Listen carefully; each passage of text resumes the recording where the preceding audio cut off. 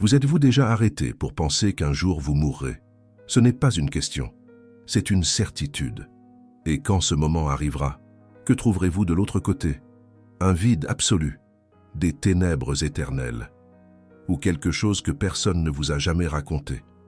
Raymond Moody a passé 50 ans de sa vie à étudier précisément cette question. Et ce qu'il a découvert va à l'encontre de tout ce que vous avez appris sur la mort. Parce que, sur 150 personnes qui sont mortes cliniquement et qui sont revenues, 74% ont rapporté exactement la même chose. Un tunnel, une lumière, et quelque chose qui attend de l'autre côté. Mais avant de vous révéler ce que des milliers de personnes ont vu au moment de la mort, je dois vous faire comprendre une chose. Cette vidéo va complètement changer la façon dont vous percevez la fin de la vie.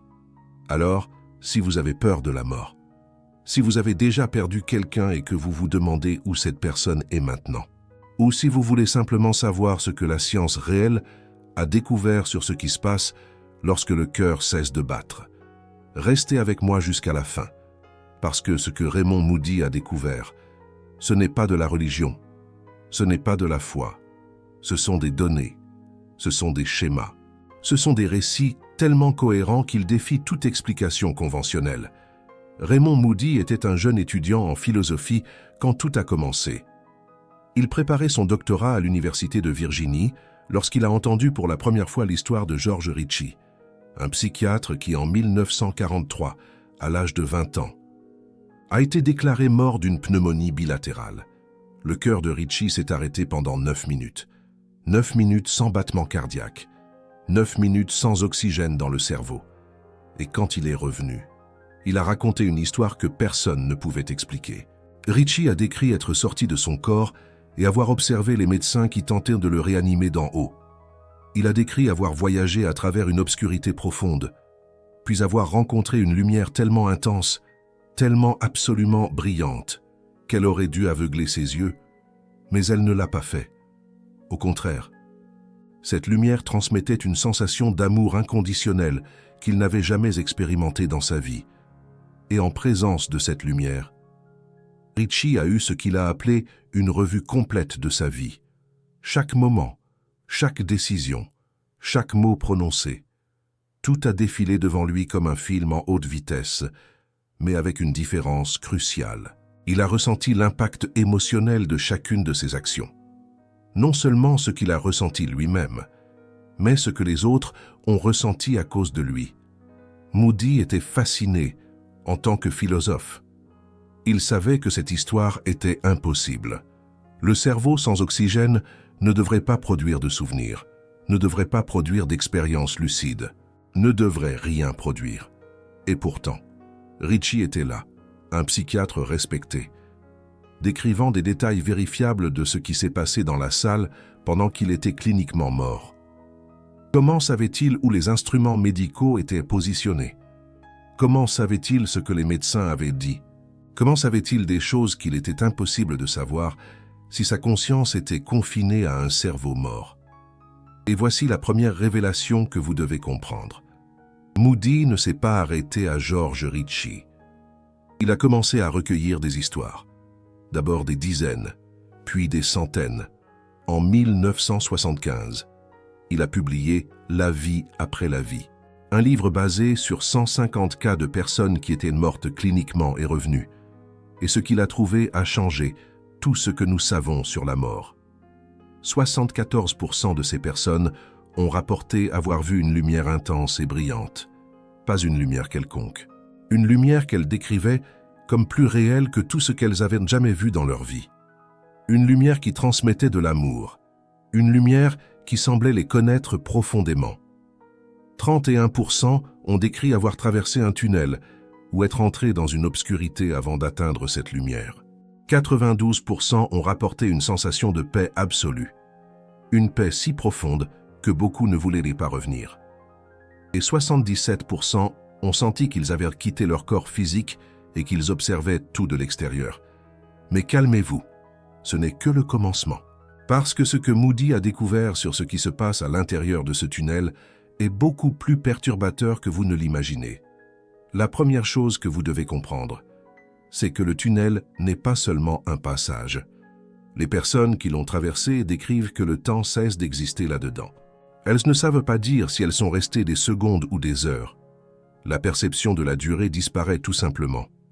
Et tandis qu'elles se déplacent à travers cette obscurité en direction de la lumière, beaucoup rapportent avoir l'impression de se déplacer à une vitesse impossible, pas comme une voiture ou un avion, plus comme si l'espace lui-même se pliait autour d'elles.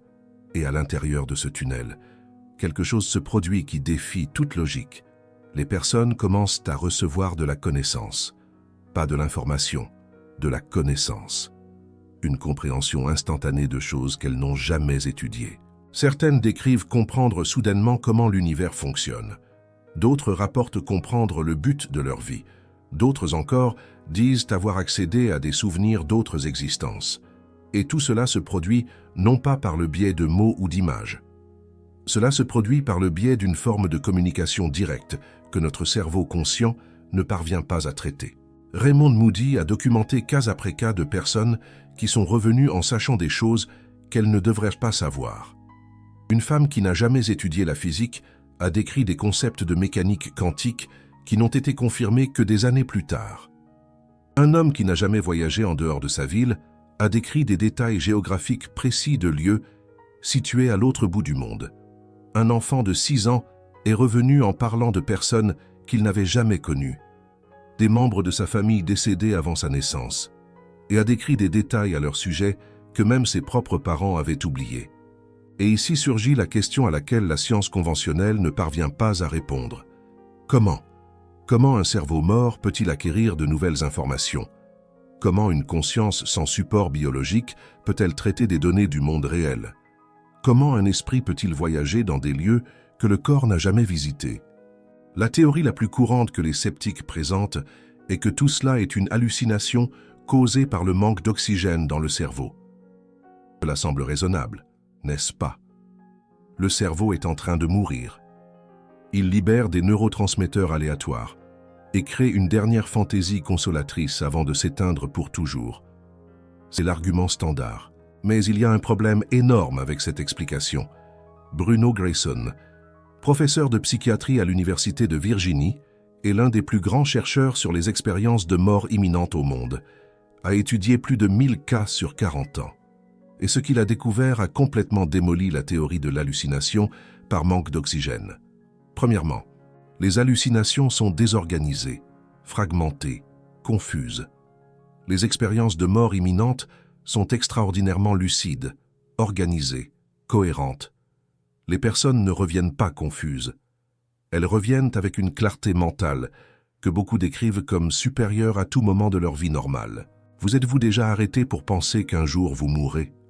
La pensée des ténèbres éternelles peut être effrayante, mais que se passerait-il si ce n'était pas la fin? Que se passerait-il si la mort n'était qu'une transition, un passage vers quelque chose d'autre? Raymond Moody, médecin et philosophe, a consacré sa vie à étudier ce quelque chose d'autre. Il a commencé dans les années 1960, en interrogeant des personnes ayant vécu des expériences de mort imminente, EMI, des expériences où elles sont cliniquement mortes, puis revenues à la vie, un tunnel, une lumière. C'est ainsi que beaucoup décrivent leur voyage. Mais ce n'est que la pointe de l'iceberg. Au cours des 50 dernières années, Moody, ainsi que des chercheurs de l'Université de Virginie, Montana, ont collecté des milliers de témoignages et un modèle surprenant a émergé. Un modèle qui remet en question tout ce que nous pensons savoir sur la conscience et la mort.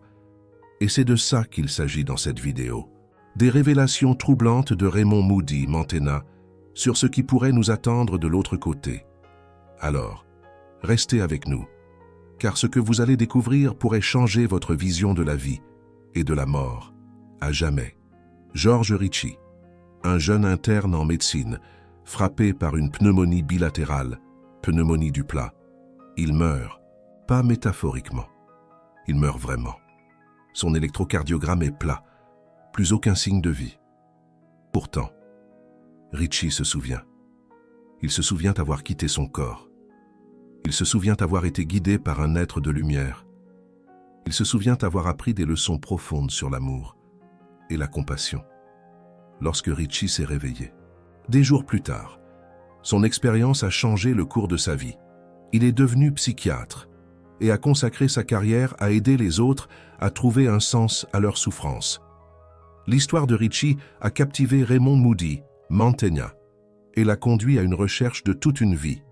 Dans son livre révolutionnaire, La vie après la vie, Life After Life, Moody Mantegna a documenté des dizaines d'histoires similaires et a identifié 9 éléments communs aux expériences de mort imminente. Une sensation de paix, le sentiment de quitter son corps, la vision d'un tunnel, la rencontre avec des êtres de lumière, une revue de sa vie, un sentiment d'unité avec l'univers, une hésitation à revenir et une transformation profonde de sa vision de la vie. Le livre de Moody Mantegna a déclenché une onde de choc dans le monde scientifique.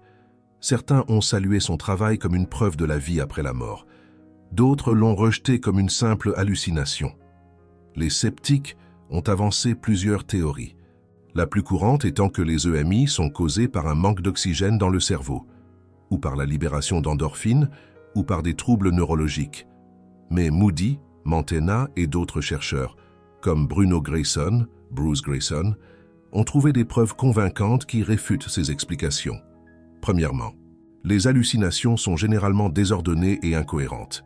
Les EMI, en revanche, sont souvent structurées et logiques. Les personnes qui vivent une EMI rapportent souvent une séquence d'événements clairs et cohérentes. Deuxièmement, les hallucinations sont oubliées rapidement, comme des rêves qui disparaissent quelques minutes après le réveil. Les expériences de mort imminente sont remémorées avec une précision photographique pendant des décennies.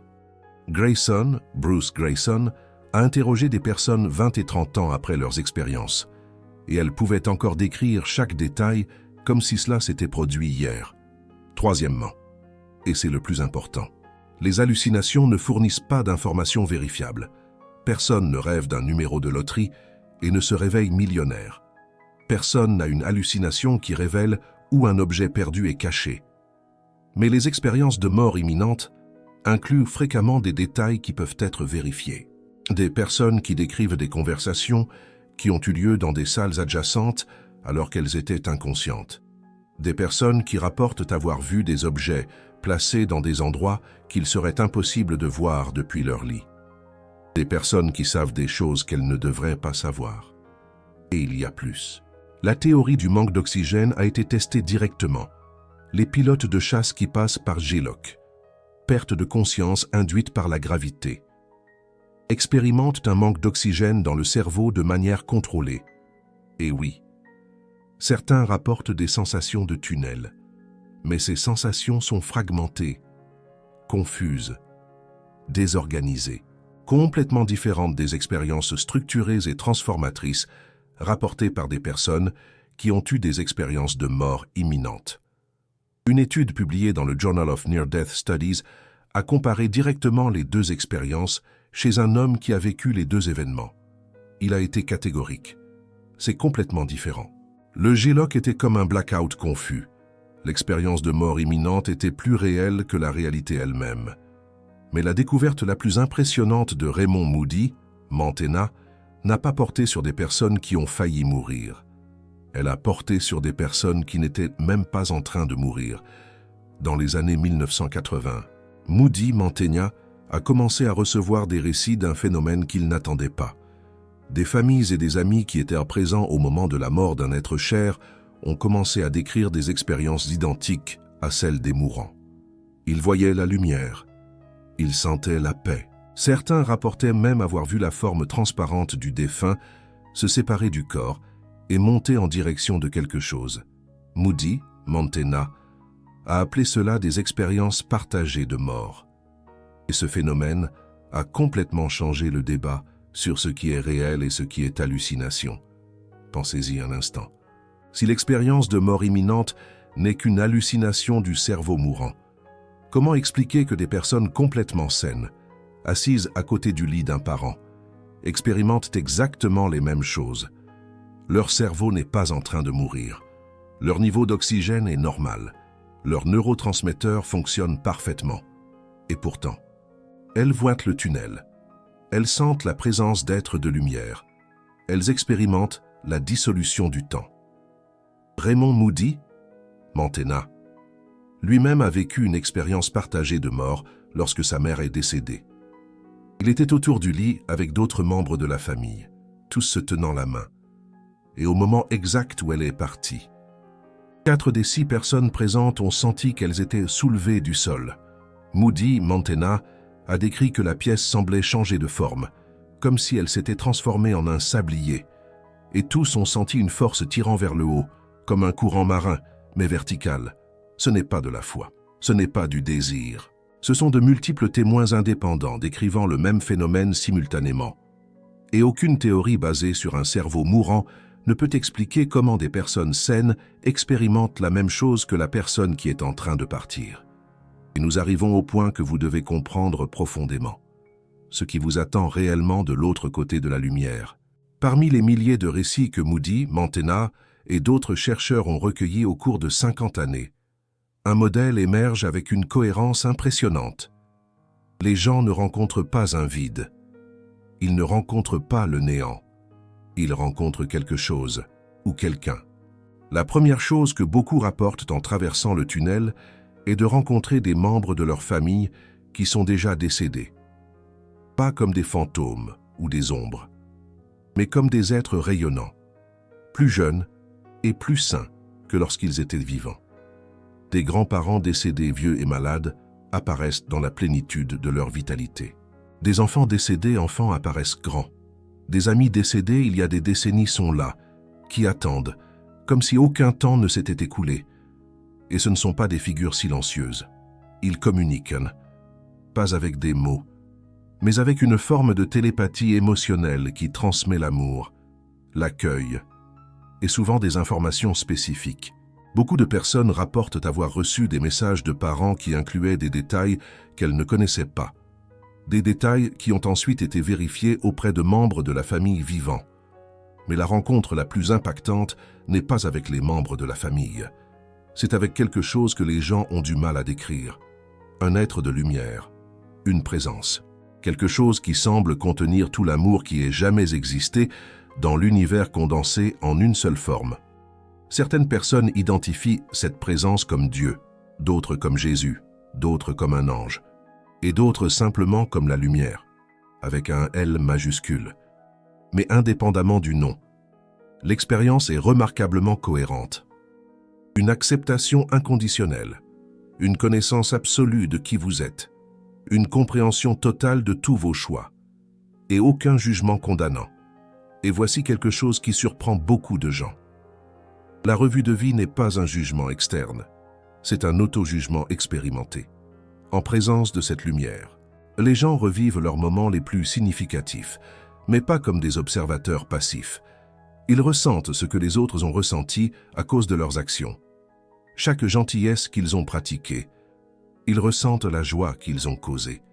Chaque cruauté qu'ils ont commise, ils ressentent la douleur qu'ils ont infligée. Et tout cela se passe sans condamnation. La lumière montre simplement, révèle simplement, permet simplement que vous voyez l'impact réel de votre existence dans le monde. Et c'est à ce moment que beaucoup de gens décrivent comprendre le but de la vie. Pas en termes abstraits ou philosophiques, mais en termes expérientiels. Ils comprennent que chaque interaction compte, que chaque choix résonne, que chaque moment d'amour donné ou refusé a des conséquences qui se répandent bien au-delà de ce que nous pouvons percevoir lorsque nous sommes vivants. Si vous suivez jusqu'ici, je dois vous demander une chose. Cette connaissance que Raymond Moody, Manténa, a passé 50 ans à collecter, que des universités comme la Virginie, Manténa et Southampton ont étudié avec rigueur scientifique, qui défie tout ce que le matérialisme nous a enseigné sur la conscience et la mort. Cette connaissance doit continuer à être partagée. Lorsque vous cliquez sur le Super Thanks, vous ne soutenez pas seulement une vidéo. Vous vous positionnez comme quelqu'un qui croit que les vérités dérangeantes méritent d'être examinées. Vous devenez un gardien de cette recherche. Ce n'est pas un paiement, c'est un positionnement. Maintenant, laissez-moi vous raconter ce qui se passe après la revue de vie, car c'est ici que l'histoire devient encore plus extraordinaire. beaucoup de personnes, après avoir expérimenté cette paix absolue, cet amour inconditionnel, ces retrouvailles avec des êtres chers, ne veulent pas revenir. Et quand je dis qu'elles ne veulent pas, je n'exagère pas. Elles supplient de rester, pleurent quand on les renvoie. Certaines décrivent avoir argumenté avec la présence de lumière, expliquant pourquoi elles ne devraient pas retourner dans leur corps. Mais quelque chose les ramène. Et ce quelque chose est généralement lié à un but non accompli. De nombreux récits incluent un message clair. Vous avez encore quelque chose à faire. Vous avez quelqu'un qui a besoin de vous. Votre mission n'est pas terminée. Et ce message ne vient pas comme un ordre autoritaire. Il vient comme une compréhension gentille, qu'il y a plus à vivre. Il y a plus d'amour à donner. Il y a plus de croissance à expérimenter. Et quand ces personnes reviennent, quand elles ouvrent les yeux dans des corps qui avaient été déclarés morts, elles ne sont plus les mêmes. Des recherches montrent que les expériences de mort imminente provoquent des changements de personnalité profonds et durables. La peur de la mort disparaît presque complètement. L'anxiété diminue drastiquement. Le matérialisme perd de son importance. Les relations deviennent une priorité et un sens du but que beaucoup n'avaient jamais eu auparavant. Surgit avec une force abrupte. Bruno Greyson a documenté que ces changements persistent pendant des décennies. Ce ne sont pas des effets temporaires de trauma ou d'euphorie. Ce sont des transformations permanentes dans la façon dont ces personnes se voient, les autres et le monde. Et peut-être le plus significatif, elles perdent complètement la peur de leur propre mort, non pas parce qu'elles ne valorisent pas la vie, au contraire, elles la valorisent plus, mais parce qu'elles savent, avec une certitude qui va au-delà de la foi, que la mort n'est pas la fin. C'est juste un passage, une porte, un tunnel en direction de quelque chose de plus grande. Et voici la question que je veux vous poser. Si des milliers de personnes, de différentes cultures, religions, âges et formations, décrivent des expériences si consistantes au moment de la mort, si des chercheurs sérieux dans des universités respectées ont documenté ces phénomènes pendant un demi-siècle, si la théorie de l'hallucination ne parvient pas à expliquer les expériences partagées de mort, si des personnes reviennent en sachant des choses qu'elles ne devraient pas savoir, qu'est-ce que cela signifie pour vous? Raymond Moody a été interrogé une fois s'il croyait que la conscience survit après la mort, et sa réponse a été prudente. Comme il convient à un chercheur sérieux. Il a dit qu'il ne pouvait pas le prouver scientifiquement, mais que de tout ce qu'il a vu, de tout ce qu'il a entendu, de tous les schémas qu'il a observés, c'était l'explication la plus consistante avec les données. La conscience ne semble pas dépendre du cerveau de la façon dont nous l'imaginons. La mort ne semble pas être la fin de la façon dont nous la craignons. Alors, quand vous penserez à la mort, quand vous sentirez cette angoisse au cœur en imaginant la fin, quand vous vous réveillerez à 3 heures du matin avec cette question silencieuse sur ce qui se passe après. Souvenez-vous de ceci, 74% des personnes qui sont mortes et revenues ont vu une lumière. Pas une lumière quelconque, une lumière d'amour, une lumière d'accueil, une lumière qui semblait les connaître mieux qu'elles ne se connaissaient elles-mêmes. Peut-être que la mort n'est pas un mur, peut-être que c'est une porte. Et peut-être que le tunnel de lumière est juste le couloir qui nous mène à la maison. Mais laissez-moi vous raconter encore une chose avant de terminer. Quelque chose que peu de vidéos sur ce thème vont vous montrer. Quelque chose que Raymond Moody a découvert dans les dernières années de sa recherche et qui ajoute une couche complètement nouvelle à tout ce que nous avons discuté jusqu'à présent. En 2023, Moody a publié avec Paul Perry un livre intitulé « Proof of Life After Life », Preuve de vie après la vie. Dans ce livre, après presque 50 ans de recherche, il s'est finalement senti à l'aise pour présenter ce qu'il considère comme les 7 raisons les plus fortes de croire que la conscience survit après la mort. Et l'une de ces raisons est particulièrement impactante. Moody a découvert que les très jeunes enfants, avec 2 ou 3 ans, décrivent fréquemment des expériences de mort imminente avec la même structure que les adultes. Le tunnel, la lumière, les membres de la famille décédés, la sensation de paix. Mais ces enfants n'ont aucune référence culturelle pour ces images. Ils n'ont jamais entendu parler de tunnels de lumière, n'ont jamais regardé de films sur l'au-delà, n'ont jamais été endoctrinés par aucune religion. Et pourtant, ils décrivent exactement la même expérience. Un enfant de 3 ans qui a eu un arrêt cardiaque pendant une opération chirurgicale s'est réveillé et a dit à sa mère qu'il avait rencontré sa grand-mère. La mère était confuse parce que la grand-mère de l'enfant était encore en vie. Mais l'enfant a insisté. Pas cette grand-mère. L'autre grand-mère, celle qui est morte avant que je naisse. Et a décrit des détails physiques de son arrière-grand-mère maternelle que la mère n'avait jamais mentionnés. Détails qui ont été confirmés quand ils ont montré de vieilles photos à l'enfant. Il a pointé immédiatement une femme qu'il n'avait jamais vue de son vivant et a dit « Celle-là, c'est la grand-mère qui m'a accueilli dans la lumière, comment un enfant de 3 ans, sans aucune exposition préalable à des concepts d'au-delà. Décrit-il une expérience identique à celle d'adultes de cultures complètement différentes? Comment reconnaît-il un parent qui est mort avant sa naissance? La théorie de l'hallucination n'a pas de réponse à cela. La théorie de la fantaisie consolatrice n'a pas de réponse à cela. La seule explication qui correspond aux données est que ces enfants ont vraiment vu quelque chose, ont vraiment rencontré quelqu'un. Et ce ne sont pas seulement des enfants. Moody a également documenté des cas d'aveugles de naissance qui ont eu des expériences de mort imminente.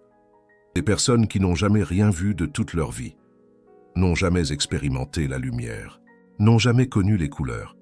Et pendant leurs expériences de mort imminente, elles décrivent un voir le tunnel, voir la lumière, voir des membres de la famille, voir leur propre corps d'en haut. Comment un cerveau qui n'a jamais traité d'informations visuelles peut soudainement créer des images si vivantes et détaillées? La neuroscience n'a pas de réponse, mais l'expérience de ces personnes est inéquivoque. Pendant ces moments entre la vie et la mort, elles ont vu, certaines pour la première fois de leur vie. Un homme aveugle depuis la naissance a décrit son expérience de mort imminente avec des détails visuels impressionnants. Il a décrit les couleurs des vêtements des médecins, a décrit la disposition des équipements dans la salle, a décrit la forme de la lumière qui l'a enveloppé. Et quand on lui a demandé comment il pouvait décrire des couleurs s'il n'avait jamais vu de couleurs, il a répondu quelque chose que Moody n'a jamais oublié. Je ne sais pas expliquer, mais là, je voyais, pas avec des yeux, je voyais d'une manière différente. Je voyais avec quelque chose qui a toujours été en moi, mais n'a jamais réussi à fonctionner auparavant. Pensez à ce que cela signifie. Si la vision dépend exclusivement des yeux et des nerfs optiques et du cortex visuel, un aveugle de naissance ne devrait pas pouvoir voir, même pas dans une hallucination, parce que son cerveau n'a jamais été entraîné à traiter l'information visuelle, n'a jamais formé les connexions nécessaires, n'a jamais appris ce que signifie voir. Mais, durant l'expérience de mort imminente, il voit. Cela suggère que la conscience peut accéder à des formes de perception qui ne dépendent pas de l'appareil biologique que nous utilisons normalement. Et voici un autre schéma que Raymond Moody a documenté de manière extensive. Les personnes qui ont vécu des expériences de mort imminente démontrent fréquemment des aptitudes ou des connaissances qu'elles ne possédèrent pas auparavant. Certaines développent des talents artistiques qu'elles n'ont jamais eus. D'autres acquièrent des intuitions extraordinairement précises sur les autres. Certaines rapportent être capables de percevoir quand quelqu'un ment ou cache quelque chose. D'autres développent une sensibilité presque paranormale pour détecter des maladies chez les personnes qui les entourent. Un cas particulièrement frappant concerne un ingénieur qui n'avait jamais manifesté d'intérêt pour l'art après son expérience de mort imminente. Il a commencé à peindre, pas comme un amateur, mais avec une technique et une vision artistique qui ont impressionné des critiques professionnels. Lorsqu'on lui demandait d'où venait cette aptitude, il disait que durant son expérience, quand il était dans la présence de la lumière, il se sentait connecté à une source infinie de créativité, et quand il est revenu, une partie de cette connexion est restée. Un autre cas concerne une enseignante qui, après son expérience de mort imminente, a commencé à faire des rêves extrêmement vivides sur des personnes qu'elle connaissait. Des rêves qui incluaient fréquemment des informations qu'elle n'avait aucun moyen de connaître. Une fois, elle a rêvé qu'une collègue de travail était enceinte, avant même que la collègue ne le sache. Une autre fois, Elle a rêvé de détails spécifiques sur des problèmes qu'un élève rencontrait chez lui, des problèmes qui ont été confirmés des semaines plus tard, quand la famille de l'élève a finalement demandé de l'aide. Ces cas suggèrent que l'expérience de mort imminente n'est pas seulement un événement passif. C'est une transformation active. Quelque chose change permanentement dans la façon dont ces personnes se relient à la réalité. Quelque chose s'ouvre, quelque chose s'étend, comme si le voile entre notre conscience limitée. Et quelque chose de beaucoup plus grand était devenu plus mince, plus perméable. Et peut-être est-ce cela que le tunnel de lumière représente réellement, pas seulement un passage vers un autre lieu, mais un passage vers une autre façon d'être, une façon où les limitations que nous acceptons comme naturelles, la séparation entre moi et toi, entre l'esprit et la matière, entre le vivant et le mort, n'existent simplement pas de la même manière. Raymond Moody, après 50 ans à étudier ces phénomènes, est arrivé à une conclusion qu'il décrit avec une prudence scientifique, mais aussi avec une conviction personnelle. Nous ne sommes pas nos corps. Nous ne sommes pas nos cerveaux. Nous sommes quelque chose qui utilise des corps et des cerveaux comme instruments. Et quand ces instruments tombent en panne, nous ne cessons pas d'exister. Nous cessons simplement d'utiliser ces instruments. Le tunnel de lumière peut être le moment où nous réalisons cela. Le moment où l'illusion d'être seulement matière se dissout. Le moment où nous découvrons que nous avons toujours été quelque chose de plus. Quelque chose qui n'est pas né quand notre corps est né. Et qui ne mourra pas quand notre corps mourra. Et c'est cette révélation finale que je veux partager avec vous. La mort que vous craignez n'existe peut-être pas. La fin que vous imaginez n'est peut-être qu'une transformation. Et le tunnel de lumière que des milliers de personnes ont décrit est peut-être exactement ce qu'il semble être. Un passage, un couloir illuminé par l'amour, un chemin de retour à la maison. Maintenant, dites-moi dans les commentaires, avez-vous déjà perdu quelqu'un de proche et ressenti un signe après? Avez-vous déjà vécu une expérience que vous ne pouvez pas expliquer? Ou avez-vous encore peur de ce qui existe de l'autre côté? Commentez âme si vous croyez qu'il existe quelque chose au-delà. Ou commentez doute si vous n'êtes pas encore convaincu. Je veux savoir ce que vous en pensez.